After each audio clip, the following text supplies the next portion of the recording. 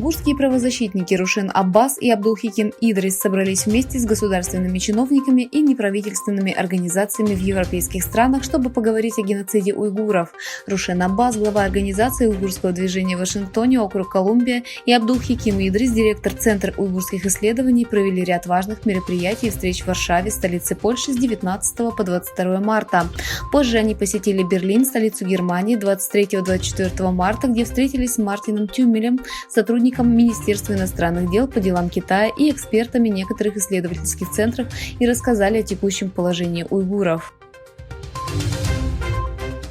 С целью распространения информации по восточно-туркестанскому вопросу на весь исламский мир и повышения осведомленности различных общин по вопросам, связанным с историческим и реальным положением дел в Восточном Туркестане, делегация Международной ассоциации НПО Восточного Туркестана, поддерживающая контакты в Малайзии, встретилась с высокопоставленными должностными лицами и общинами в провинции Келантан и обсудила проблемы Восточного Туркестана.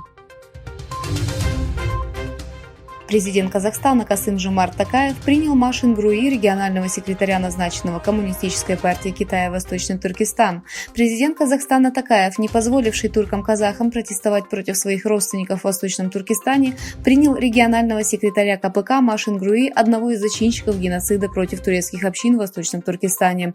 Токаев заявил, что пытается углубить сотрудничество, основанное на вечной дружбе с Китаем. Новый антикитайский шаг был сделан Палатой представителей США. Сообщается, что Палата представителей единогласно приняла законопроект, предусматривающий лишение Китая статуса развивающейся страны в рамках международных организаций. Вице-премьер России Александр Новак отметил, что в прошлом году поставки нефти в Индию выросли в 22 раза.